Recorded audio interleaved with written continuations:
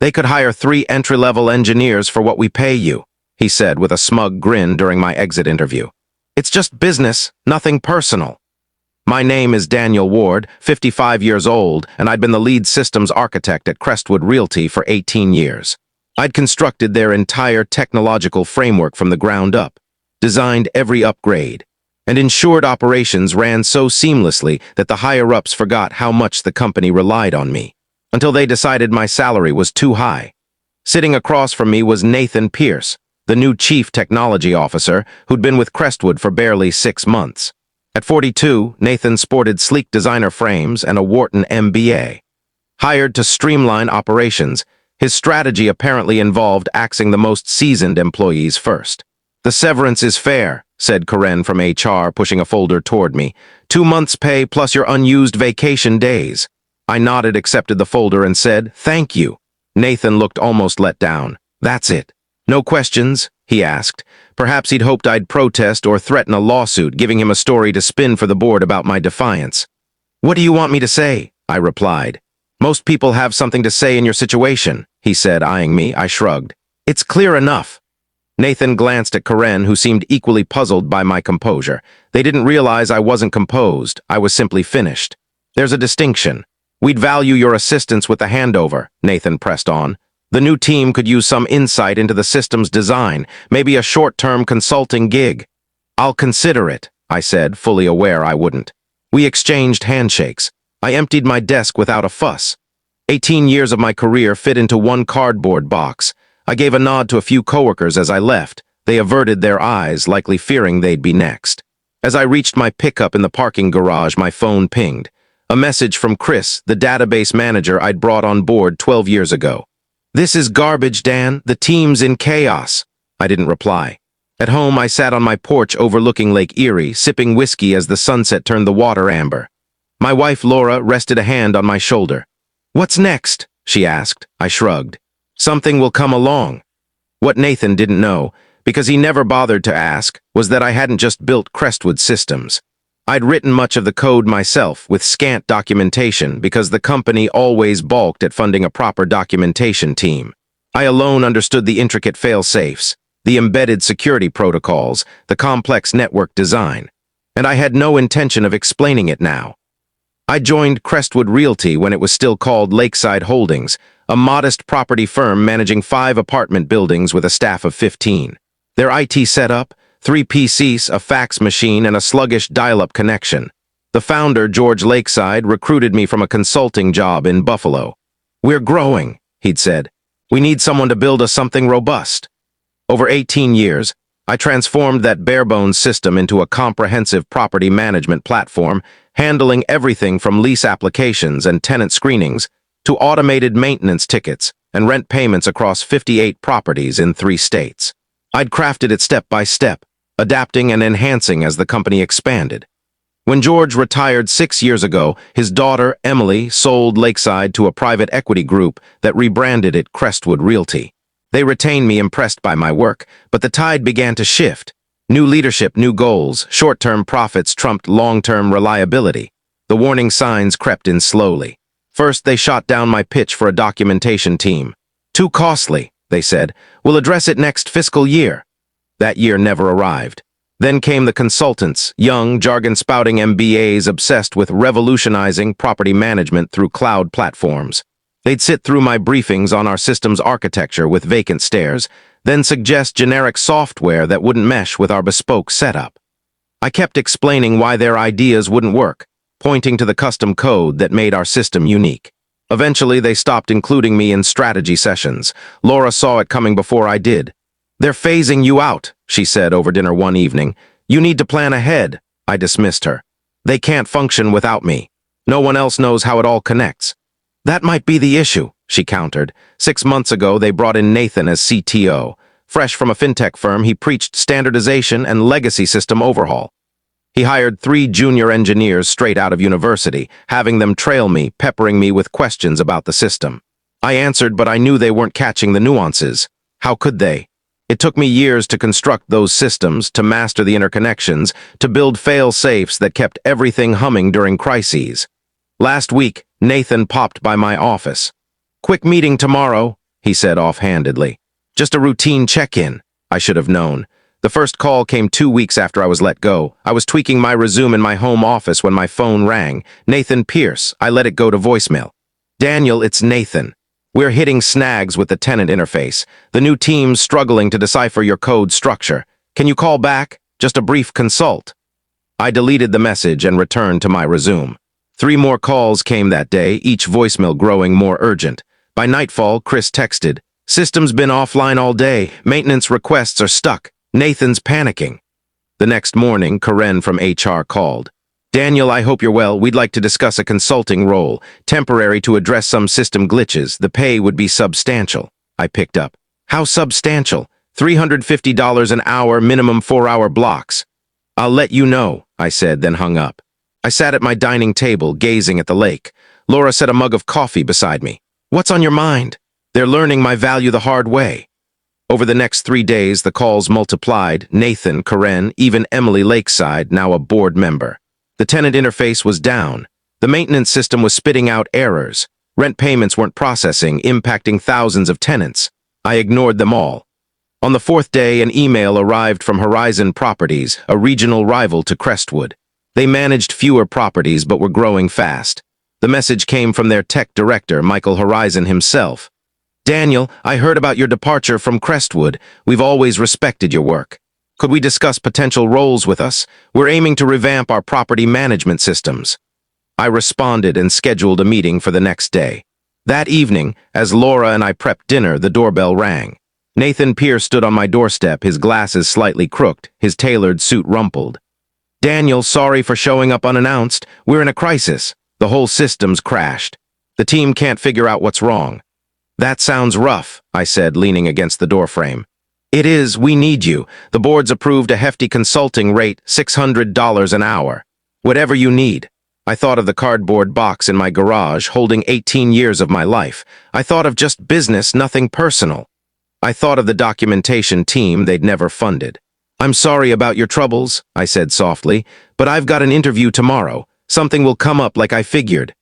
I shut the door on his shocked expression and went back to dinner. For the first time since my firing, a quiet calm settled over me. Not vindication, not glee, just clarity. I wasn't going to fix their mess. The meeting with Michael Horizon exceeded my expectations. We met at a cafe in downtown Syracuse, far from both companies' offices. "I've tracked your work for years," Michael said, stirring his latte. "That property management system you built at Crestwood is unmatched in our field. No one's come close." "Thanks," I said. "It was a long process." "That's what I want to discuss, process. We want something similar, but we don't want to start from zero. We need someone who gets the architecture, the integration, the security, someone who can build something better than what's out there." "I'm listening," Michael grinned. "Good, because I'm offering you the role of chief systems architect. Full benefits, stock options, and a salary 25% higher than your Crestwood pay."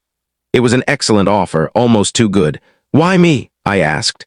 "There are younger engineers, less expensive ones." Michael chuckled. "You sound like Crestwood. We tried that. Hired 3 sharp grads from top programs. They built us something flashy that crashes with 150 users. We don't need cheap. We need dependable." I accepted the next day. Meanwhile, Crestwood's troubles were snowballing. Chris kept me posted via texts. The system was partially back online, but key features were still failing. They'd hired a pricey firm specializing in legacy system fixes. A week into my role at Horizon, Nathan called again. "Daniel, we're in deep. Payment records for the last 3 months are inaccessible. Tenants are getting wrong bills. The consultants need your insight on the database setup." I considered ignoring it, but answered. "Nathan, I'm with Horizon now. Exclusive contract. I can't assist. We'll double what they're paying for 2 days of your time. It's not about money." "Then what? Payback? You're enjoying our struggle?" I paused, choosing my words. "No, Nathan, I'm not enjoying it. You made a business call, decided my expertise wasn't worth the price. Now you're seeing what that means. The board's talking about rehiring you. Full salary plus a bonus." For a moment, I felt a spark of satisfaction, but it passed. Returning would fix nothing. The same leaders who deemed me expendable would just wait for the next cost-cutting chance. "I appreciate it, but I'm committed to Horizon," I said. Nathan's tone sharpened. "You know, there could be legal issues if we find you deliberately made our systems hard to maintain. Non-competes, IP violations." There it was, the threat I'd anticipated. The system's exactly as it was when Crestwood repeatedly rejected my documentation team requests, I said calmly. All code belongs to you per my contract. I took only my expertise. Have your lawyers call mine. I hung up, my hands trembling slightly, not from fear, but from a fury I'd suppressed until now. The suggestion I'd sabotaged them was the final straw. At Horizon, I was starting anew, building systems correctly with full documentation, team training, and redundancies to avoid Crestwood's catastrophe. I was done looking back. But I wasn't going to bail them out either. Some lessons are learned the hard way. A month into my role at Horizon, an unexpected visitor appeared at my office. Chris, my old database manager, stood in the doorway, clutching a laptop bag. "Got time for lunch?" he asked. Over burgers at a nearby diner, Chris detailed the mayhem at Crestwood. "It's worse than you know," he said, keeping his voice low despite the bustling crowd. "They've lost access to data going back 3 years. The backups are corrupted somehow. The consultants say it could take 6 months to rebuild." I wasn't shocked. The backup system had layered protocols that demanded precision. Miss one step and it locked down to protect tenant data. "That's not all," Chris went on. "I found something while helping the consultants with the payment system. Nathan had been planning your exit for months. He met with the board, arguing your custom systems were too costly to maintain." "How'd you find out?" Chris opened his laptop, showing emails he'd uncovered in the system archives, messages between Nathan and the board about a senior staff reduction plan, naming me as the primary target. Nathan claimed they could replace me with cheaper engineers and switch to off-the-shelf software in 6 months, saving over $1 million annually. I scanned the emails, feeling oddly detached. One line from Nathan stood out. "Ward's bespoke systems are overly intricate. He's made himself critical by choice, not need." "There's more," Chris said. "The private equity group owning Crestwood is prepping to sell. They've been planning it for a year. Nathan was hired to slash costs and boost profits for the sale." It all clicked. The push for off-the-shelf solutions, the refusal to fund documentation, the focus on cutting veteran staff. It wasn't about improving Crestwood. It was about polishing it for a quick sale. "Why show me this?" I asked. Chris shut his laptop. "Because I quit yesterday and I'm not alone. Half the IT team's gone. The consultants estimate at least 6 months to restore the system, maybe more." He paused. "And Crestwood's biggest client, Northgate Properties, is thinking of leaving. They've lost trust in the system." I considered the fallout. Northgate accounted for 30% of Crestwood's revenue. Losing them would cripple the company, especially before a sale. "What's your next move?" I asked. Chris grinned. "Hoping Horizon's hiring database managers." That afternoon, I talked to Michael about bringing Chris on. He agreed instantly. We were assembling a team, person by person, with those who valued lasting systems. That evening, Nathan called again, his voice stripped of its usual confidence. "Daniel, please, it's dire. Northgate's threatening to pull their contract. The board's questioning my judgment. We need you." "I'm sorry, Nathan. I can't help. Name your terms, anything. It's not about terms, it's about valuing expertise, building things to last." A pause. "You knew this would happen," he said. "You knew what would fail and when." "No, Nathan. I just knew what I built and what it took to keep it running. Knowledge I tried to share repeatedly." I ended the call with no triumph or guilt, just the quiet assurance that some lessons come only through collapse. The opportunity arrived sooner than expected. 2 months into my role at Horizon, Michael called me into his office. "Just spoke with Richard Northgate," he said, referring to Northgate Properties' CEO. "They're cutting ties with Crestwood next month. They want to know if we can manage their portfolio." Northgate oversaw 12,000 units across the Northeast, more than doubling Horizon's operations. "We're not equipped for that scale yet," I admitted. "The system's progressing, but it's only 50% complete." Michael leaned in. "What would it take to be ready if we had to?" I thought it over. 3 senior engineers, dedicated servers, and 8 weeks of development. Even then, it's tight. Richard's desperate. Crestwood's failures are hurting their tenant relations. He's offering 12 weeks and funding for the infrastructure. This was the moment, the pivot point. If Horizon took Northgate and succeeded, we'd become a major player. If we failed, it could ruin us both. "Let me map out the architecture," I said. "I'll have a plan by morning." That night, I barely slept, sketching designs, plotting data migrations, weighing scalability issues. By dawn, I had a strategy, ambitious but feasible, using a phased approach to onboard Northgate's properties with minimal disruption. When I showed it to Michael, he reviewed it closely. This is strong, he said, but I see you've included a big documentation phase that adds 3 weeks. Non-negotiable, I replied. That's where Crestwood went wrong. We document everything from the start, train the team on every piece. No single points of failure. Michael nodded. The following weeks were relentless. We onboarded 5 new engineers, including 2 who had recently left Crestwood Realty. Chris developed a database conversion tool to adapt Crestwood's data framework to our new platform. I crafted a flexible architecture designed to scale with Northgate Properties' demands.